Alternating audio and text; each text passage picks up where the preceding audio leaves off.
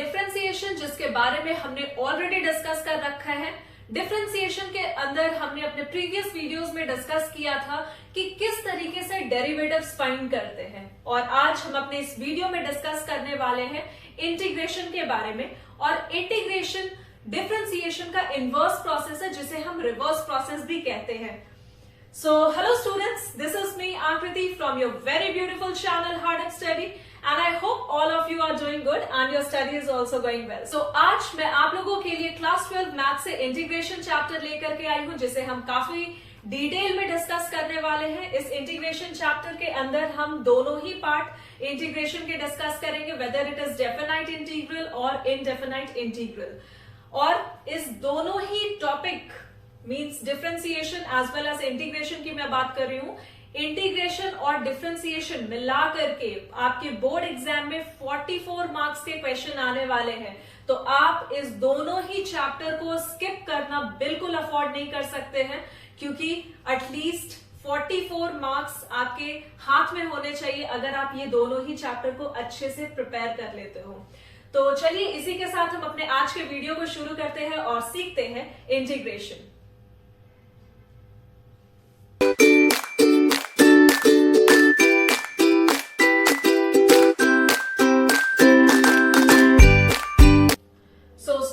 हमारा आज का टॉपिक है इंटीग्रेशन। सबसे पहले हम समझने की कोशिश करेंगे इस टर्म को, आखिर इंटीग्रेशन होता क्या है। So integration is the inverse process of differentiation. ये अक्सर हम अपने टेक्स्ट बुक में पढ़ते हुए आए हैं। और एक और स्टेटमेंट, एक बहुत इंपॉर्टेंट स्टेटमेंट आपको आपके बुक में देखने को मिल जाएगी, that is integration is the summation of discrete data. ठीक है, integration is the summation of discrete data. मतलब क्या है कि इंटीग्रेशन जो है कुछ डिस्क्रीट डेटा का क्या है, समेशन है। अगर आपके पास कुछ डिस्क्रीट डेटा है और आप उस डेटा को एड ऑन करते हो तो आपको क्या मिल जाती है, मैथ्स के टर्म में इंटीग्रेशन मिल जाती है। ठीक है, ये इसका बहुत ही सिंपल सा मतलब है। और जब हम डिफरेंशिएशन करते हैं, ठीक है, जब हम डिफरेंशिएशन करते हैं तो हमें एज अ रिजल्ट क्या मिलती है, डेरिवेटिव ऑफ फंक्शन मिलती है। ये हम सभी को पता है, क्योंकि हमने अपने प्रीवियस वीडियोस में जहां पर मैं डिफरेंशिएशन हमने डिस्कस किया था, उसमें हमने सीखा था कि किस तरीके से डिफरेंशिएशन से हम डेरिवेटिव फाइंड कर पाते हैं, है ना। तो जब हम डिफरेंशिएशन से डेरिवेटिव ऑफ फंक्शन निकालते हैं तो ठीक इंटीग्रेशन से हम क्या निकालेंगे, इंटीग्रल ऑफ फंक्शन निकालेंगे। ये तो बहुत ही बेसिक चीज है। और जब हम इंटीग्रल ऑफ फंक्शन निकाल रहे हैं इंटीग्रेशन से, तो इस बेसिस पे हम क्या कहते हैं, ये जो इंटीग्रेशन है डिफरेंशिएशन का क्या है, इनवर्स प्रोसेस है, दैट मीन्स रिवर्स प्रोसेस है। आप इस चीज को और क्लियरली समझ पाओगे जब मैं आपको कुछ एग्जाम्पल्स समझाऊंगी। तो आई होप आपको इतनी चीजें समझ में आ गई होगी कि इंटीग्रेशन क्या है। This is the summation of discrete data.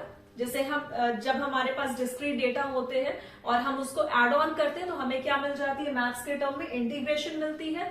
और जिस तरीके से डिफरेंशिएशन से हम derivative of a function find करते हैं, ठीक उसी तरीके से इंटीग्रेशन से हम integral of a function find करते हैं। Very important. इसके वजह से क्या है, इंटीग्रेशन जो है वो डिफरेंशिएशन का क्या है, बिल्कुल ऑपोजिट, इनवर्स प्रोसेस है।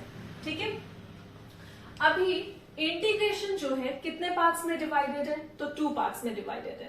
First is my indefinite integral, second is my definite integral. Indefinite integral जहां पर में बिना लिमिट्स के हम अपने कैलकुलेशंस करते हैं।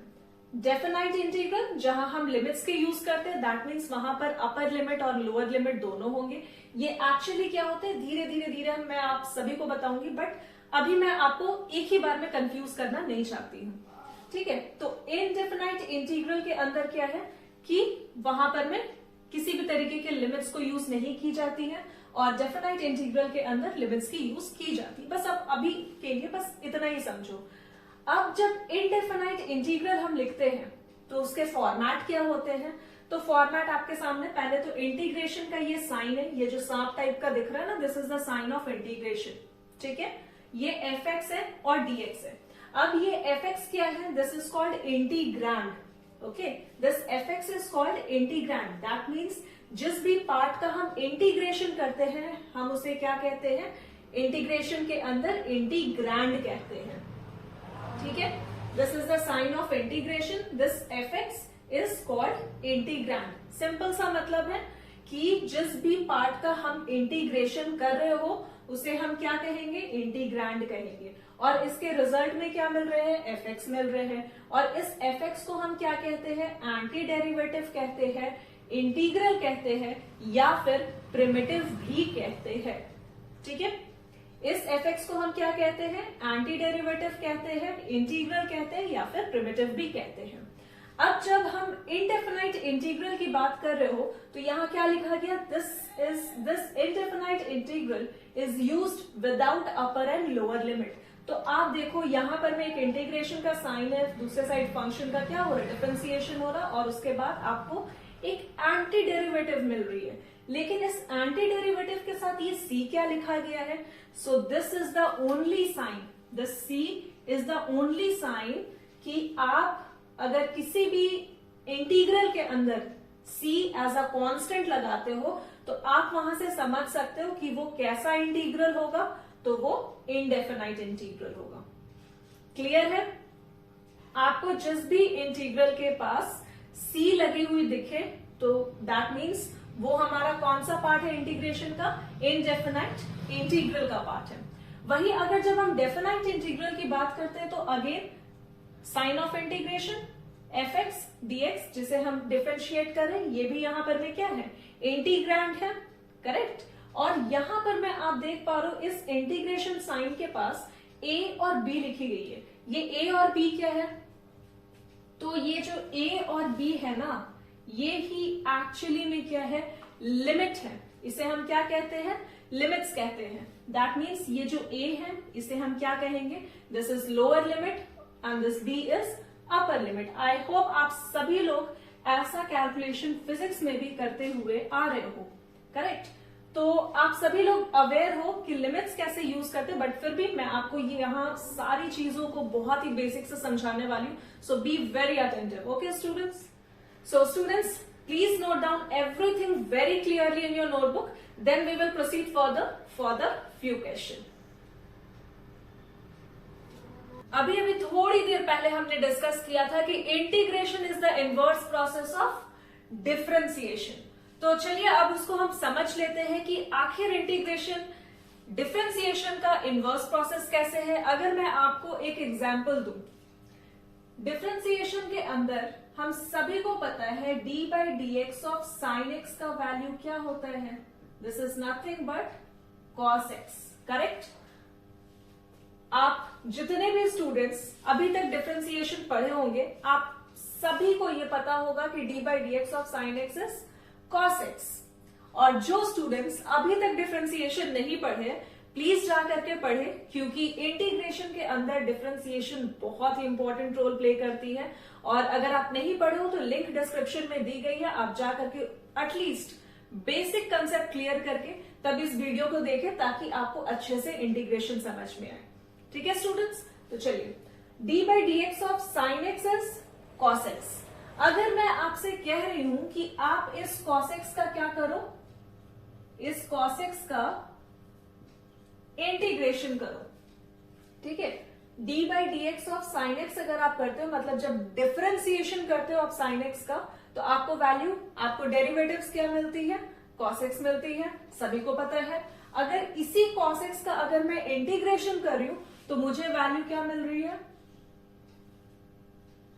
साइन एक्स प्लस सी, ठीक है। डिफरेंशिएशन के अंदर जिस पार्ट का हम डिफरेंशिएट कर रहे हैं वो हमारा इंटीग्रेशन के अंदर क्या है, एज एन इंटीग्रल है, ठीक है। ये देखो आप, वो क्या है हमारा इंटीग्रेशन के अंदर, एज एन इंटीग्रल है। और वही हमारा जो इंटीग्रेशन के अंदर इंटीग्रैंड है, वो डिफरेंशिएशन के अंदर क्या है, डेरिवेटिव्स है, ठीक है। मतलब इंटीग्रेशन का इंटीग्रैंड जो है वो डिफरेंशिएशन के अंदर डेरिवेटिव है, एज एन डेरिवेटिव वर्क कर रही है। और वही जो डिफरेंशिएशन का डिफरेंशियल है वो इंटीग्रेशन के अंदर क्या है, इंटीग्रल है। क्लियर है? चलिए, तो अब आप सभी को समझ में आ रहा है कि आखिर इंटीग्रेशन डिफरेंशिएशन का इनवर्स प्रोसेस कैसे है। चलिए एक और एग्जांपल लेते हैं। ये एक्चुअली जो एग्जाम्पल है ये बेस्ड है फॉर्मूलाज पे, ठीक है। तो अगर मैं आपसे कहूं D by D x of minus cos x का वैल्यू क्या है, तो आप मुझे क्या बताओगे? This is sine x, correct. अगर मैं आपसे पूछ रही हूं कि D by D x of minus cos x की वैल्यू क्या है, तो आप सभी लोग मुझे बताओगे this is nothing but sine x, correct. और अगर मैं इसी साइन एक्स का इंटीग्रेशन करूं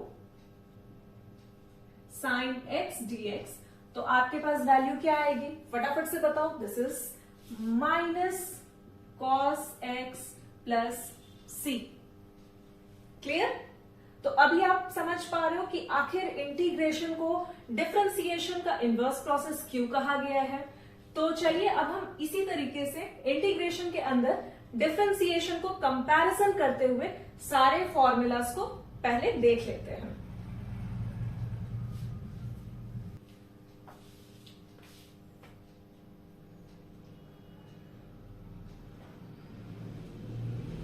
सो स्टूडेंट्स, ये आपके सामने कुछ फॉर्मूलेज है, like D by D x of tan x. Differentiation के अंदर क्या वैल्यू मिलती है, क्या डेरिवेटिव मिलती है? Sec square x. अगर इसी सेक स्क्वायर एक्स का अगर हम इंटीग्रेशन करें तो हमें क्या वैल्यू मिलती है? Tan x with a constant C. Okay, D by D x of minus cot x is cosec square x. Differentiation के अंदर अगर इसी कॉसेक स्क्वायर एक्स का हम इंटीग्रेशन करें तो हमें वैल्यू क्या मिलती है? Minus cot x plus C as a constant. Okay, so D by D x of sec x का अगर हम डिफरेंशिएशन करें तो हमें वैल्यू किसके इक्वल मिलती है? Sec x into tan x. और वही इसी सेक एक्स का अगर इसी सेक एक्स टैन एक्स का अगर हम इंटीग्रेशन करें तो हमें वैल्यू किसके इक्वल मिलती है? Sec x plus C as constant. तो ये आप देख पा रहे हो ना कि इंटीग्रेशन किस तरीके से डिफरेंशिएशन का इनवर्स प्रोसेस है। तो आप फटाफट से ये सारे फॉर्मूलेस को नोट डाउन करो, उसके बाद मैं कुछ और फॉर्मूलेस आपको देती हूं। Now we have some few new sets of formula like D by D x of minus cosec x. ठीक है, अगर डिफरेंशिएशन के अंदर मैं आपसे पूछूं माइनस कॉसेक एक्स का वैल्यू क्या है, तो आप क्या बताते हो? Cosec x into cot x. ठीक है, और इसी पार्ट का अगर हम इंटीग्रेशन करें तो हमें वैल्यू क्या मिलती है? Minus cosec x plus C. Differentiation के अंदर साइन इनवर्स एक्स का वैल्यू होता है 1 by root under 1 minus x square. और अगर हम इसी टर्म का इंटीग्रेशन करें तो हमें वैल्यू किसके इक्वल मिलेगी? साइन इनवर्स एक्स के इक्वल। अगर टैन इनवर्स एक्स का अगर हम डिफरेंशिएशन करें तो हमें value 1 by 1 plus x square के इक्वल मिलती है। और अगर इसी 1 बाई 1 प्लस एक्स स्क्वायर का हम अगर हम इंटीग्रेशन करें 1 बाई 1 प्लस एक्स स्क्वायर का अगर हम इंटीग्रेशन करें तो हमें वैल्यू टैन इनवर्स एक्स की इक्वल मिलती है। ठीक है, D by D x of sec inverse x का हम डिफरेंशिएशन करें तो हमें value 1 by x root under x square minus 1 के इक्वल मिलती है। और अगर हम इसी पार्ट का इंटीग्रेशन करें तो हमें वैल्यू सेक इनवर्स एक्स के इक्वल मिलती है। लॉग एक्स का डिफरेंशिएशन होता है 1 बाई एक्स और इसी 1 बाई एक्स का हम अगर इंटीग्रेशन करें तो हमें वैल्यू मिलती है log x plus C as a constant. ठीक है, so students please write down everything very properly in your notebook. और इसके साथ थोड़े बहुत और फॉर्मूलेस रह गए, मैं वो भी आपको दे देती हूं।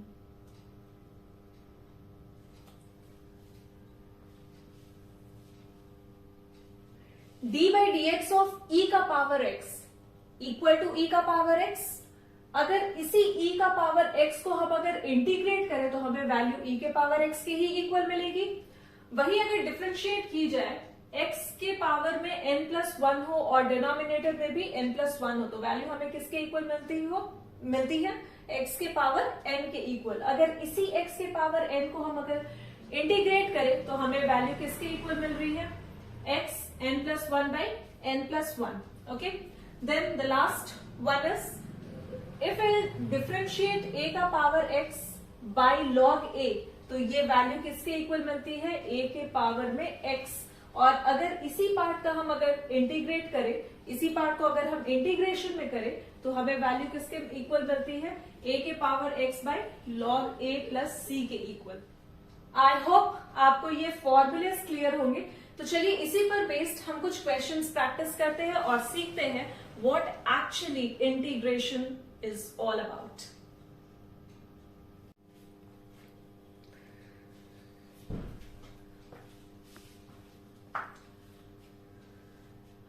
तो हमारा आज का फर्स्ट क्वेश्चन है इंटीग्रेशन ऑफ x का पावर 9 dx। अभी हमने थोड़ी देर पहले बस एक बहुत ही सिंपल सा फॉर्मूला डिस्कस किया था, दैट इज अगर इंटीग्रेशन x का पावर n dx लिखा जाए तो इसका इंटीग्रेशन क्या होता है स्टूडेंट्स, इसका इंटीग्रेशन होता है x n plus 1 by n plus 1।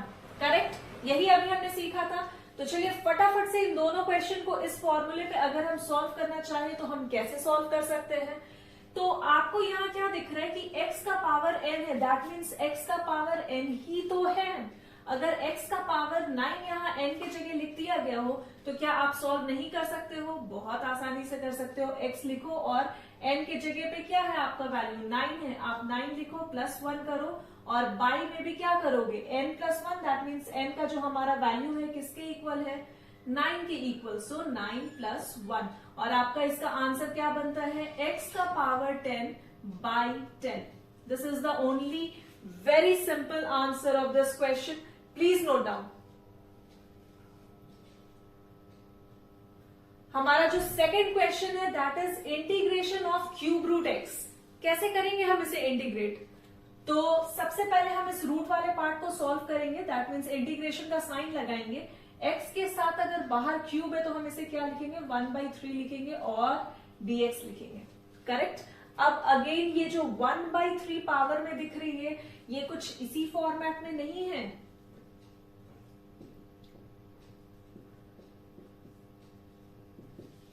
ये अगर n का वैल्यू 1/3 के इक्वल रखा जाए तो आप बताओ क्या बनेगा इसका आंसर, x का power 1/3 plus 1, correct, by 1/3 plus 1। ठीक है, अब आप इस टर्म को सॉल्व कर दोगे तो ये तो बहुत आराम से सॉल्व हो जाएगा। x एलसीएम आप लेकर के सॉल्व कर सकते हो, कितना आएगा 1 plus 3/3 by 1 plus 3/3। Okay, so x का पावर 3 प्लस 1 इज 4/3 बाई 4/3। यही बनेगा इस क्वेश्चन का बहुत ही सिंपल सा answer. So students please note down.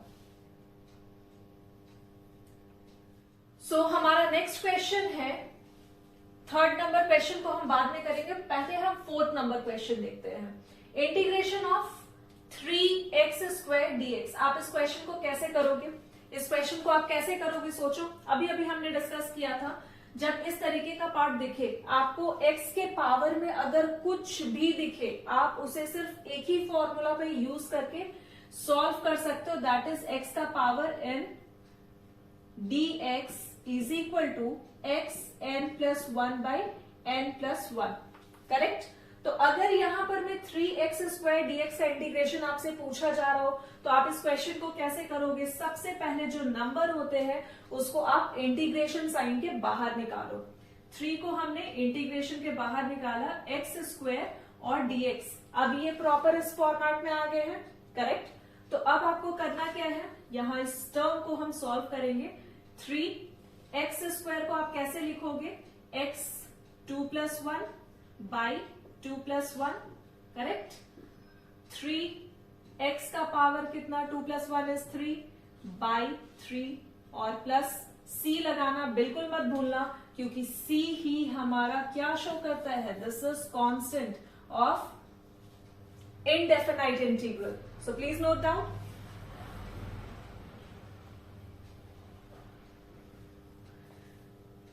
हमारा जो नेक्स्ट क्वेश्चन है, फिफ्थ क्वेश्चन, इस क्वेश्चन को हम कैसे सॉल्व करेंगे। आपको क्या दिख रहा है, इंटीग्रेशन के अंदर 2 के पावर में x प्लस 3 ब्रैकेट में है। ठीक है, तो यहां तो क्लियर है कि यहां पर में हम कुछ अलग फॉर्मूला यूज करने वाले हैं। क्या फॉर्मूला यूज करेंगे वो तो बाद में हम डिस्कस करेंगे, बट अभी अभी हम इस पार्ट को क्या करते हैं, इस ब्रैकेट को इस टर्म के साथ हम पहले ब्रेक करते हैं। अगर हम ब्रेकिंग कर रहे हैं तो दैट मीन्स ये 2 के पावर में क्या होगा, x होगा, 2 के पावर में x। अगर मल्टीप्लाई हो रहा तो दैट मीन्स 2 के पावर में 3 होगा, तभी ये x प्लस 3 यहाँ पावर में जा रहा है ना। जब बेस सेम है तो पावर क्या होता है, ऐड हो जाता है। तो 2 के पावर में x, 2 के पावर में 3 एंड देन dx। क्लियर है इतनी चीजें। अब जब 2 के पावर में x है और 2 के पावर में 3 है तो आप क्या कर सकते हो, आपको दिख रहा है oh we can solve this part ना, 2 का पावर 3, करेक्ट। अगर हम 2 के पावर को 3 वाले टर्म को अगर हम सॉल्व करते हैं तो ये वैल्यू किसके इक्वल मिलेगी, 2 2 4, 4 2 8। आप इस नंबर को बाहर निकालो, अंदर क्या बच रहा है, 2 के पावर में x और dx। यहां तक क्लियर है। अब हमने एक फॉर्मूला डिस्कस किया था। आर फॉर्मूला वाज, अगर a के पावर में x लिखा गया हो और dx हो, इसके साथ इंटीग्रेशन का साइन दिया गया हो, तो आप इसे क्या लिखते हो, a के पावर में x और log a प्लस c लिखते हो। यही फॉर्मूला अभी अभी थोड़ी देर पहले हमने डिस्कस किया था कि अगर इंटीग्रेशन हो रहा हो a के पावर में x होने पर तो हमारे पास जो इंटीग्रल मिलती है दैट इज a के पावर में x by log a plus c। तो अब आप यही फॉर्मूला को यहां थोड़ा लेकर के आओ।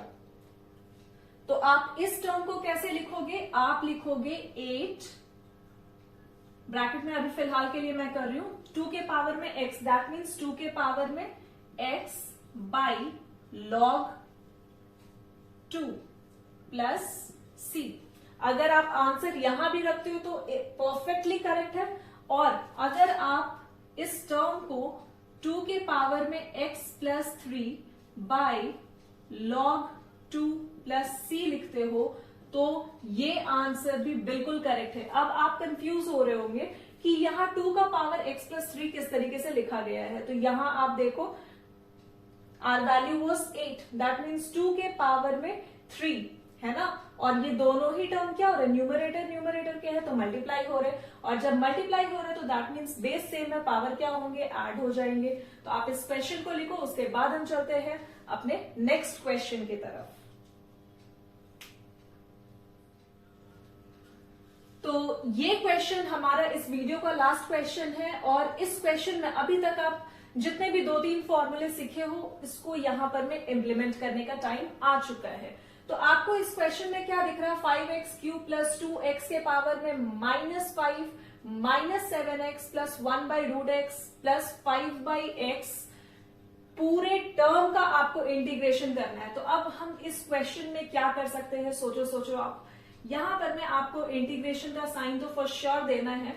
अभी मैं क्या कर रही हूं, डायरेक्ट इंटीग्रेट नहीं कर रही हूं, ब्रेक करके मैं आपको दिखाती हूं। 5x क्यूब के साथ क्या मल्टीप्लाई हो रहा है, dx, आप उसे करो, प्लस अगेन इंटीग्रेशन का साइन दो और क्या लिखो, 2x के पावर में -5, इसके साथ कौन सा टर्म मल्टीप्लाई हो रहा है, dx, तो आप इसे भी लिखो dx minus again integration sine with 7x, ठीक है। 7x के साथ भी हमारा जो टर्म मल्टीप्लाई हो रहा है that is dx plus integration of 1 by root x dx plus integration sine 5 by x dx। Very simple, आपको करना क्या है, इस dx को पूरे ब्रैकेट के टर्म के साथ क्या किया गया है, मल्टीप्लाई किया गया है। क्लियर है। चलिए, अब जब ये मल्टीप्लाई हो रहा है तो हम नंबर्स सीखे थे कि वो इंटीग्रेशन के आप बाहर निकाल दो। अगर नंबर्स को हम इंटीग्रेशन के बाहर निकाले तो यहां से क्या निकलेगा, 5 निकलेगा, इंटीग्रेशन का sine, excuse me, and then x cube dx, ठीक है। अंदर तो वही बचेगा इंटीग्रेशन के x क्यूब dx प्लस इस जगह से हम क्या निकाल सकते हैं, 2 को निकाल सकते हैं बाहर और अंदर रख सकते हैं x के पावर में -5 dx माइनस इस टर्म से हम क्या निकाल सकते हैं बाहर, नंबर को निकालो फिर से 7 को और अंदर बचेगा x dx। क्लियर है। नेक्स्ट प्लस, अब यहां से तो हम कुछ भी बाहर नहीं निकाल सकते, तो हम इस रूट को सॉल्व करके क्या कर सकते हैं, न्यूमरेटर में ले जा सकते हैं। अगर हम न्यूमरेटर में लेकर के जाएंगे तो 1/2 with negative sine and then dx लिखा जा सकता है। अगर रूट हटाया जा रहा तो ये हाफ आ रहा है, और चूंकि रूट x को हम न्यूमरेटर में ले जा रहे हैं तो हम इसे क्या लिखेंगे, -½ लिखेंगे। देन प्लस, इस जगह से हम क्या बाहर निकालते हैं, अगेन 5 को बाहर निकाला जाएगा और अंदर क्या बचेगा, 1/x of dx। It's a very simple process student, please pay very good attention over here so that you can clear your integration very easily. ठीक है, तो ये पार्ट हो गया। अब इसके बाद आपको क्या करना, जो नॉर्मल, जो बहुत ही बेसिक फॉर्मूला है वो यूज करना और इस क्वेश्चन में आपको बस इंप्लीमेंट करना है। अब x के पावर में 3 dx लिखा गया है, इंटीग्रेशन का साइन दिया, तो आप सभी को पता है कि इस x का पावर जो 3 लिखा गया है इसे आप क्या लिखोगे, x के पावर में 3 + 1 by 3 + 1, करेक्ट, +2, x के पावर में क्या लिखा गया है, -5 + 1 by -5 + 1, यही तो होता है। -7, x के पावर में क्या है, x के पावर में है 1, so we will add 1 with this and 1 + 1 is जो भी, ठीक है। अभी x के पावर में -½ + 1 by -½ + 1 +5, 1/x का अगर हम इंटीग्रेशन करें तो हमें वैल्यू किसके इक्वल मिलती है, log x के इक्वल, ये हम सभी को पता है, तो log x, ठीक है। इतनी चीजें पहले आप नोट डाउन करो, उसके बाद मैं बोर्ड क्लीन करके आगे की चीजों को बताती हूं।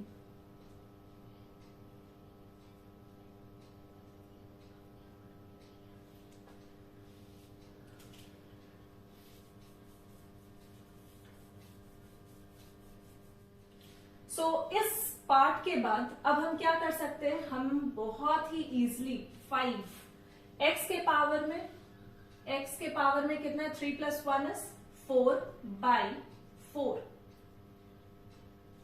लिख सकते हैं, +2 x के पावर में -5 + 1 is how much, minus plus is minus, so this is -4/-4, correct, +7 x के पावर में 1 + 1, सो दिस इज 2/2, ठीक है, और प्लस x के पावर में -½ by -½ आप बस इस पूरे टर्म को क्या करो, सॉल्व करते हुए चलो, और लास्ट में सिर्फ क्या लगाना, 5 log मॉड के साथ x + c। आप चाहो तो आंसर यहां भी रख सकते हो, आप चाहो तो इसे और फर्दर भी सॉल्व कर सकते हो। स्टूडेंट, ये है हमारे इस क्वेश्चन के बहुत ही सिंपल से आंसर। तो आई होप आपको जो कुछ भी आज इस वीडियो के अंदर बताया गया होगा, whether it is a formula और the basic of integration, I hope आपको सारी चीजें बहुत अच्छे से समझ में आ गई होगी। और इसी के साथ हम अपने आज के वीडियो को बस इतने पे ही स्टॉप करते हैं, और अगले वीडियो में हम मिलेंगे एक्सरसाइज के कुछ बहुत ही दमदार क्वेश्चन के साथ। So if you are liking my initiative then please do like, share and subscribe my channel, and thank you so much for watching.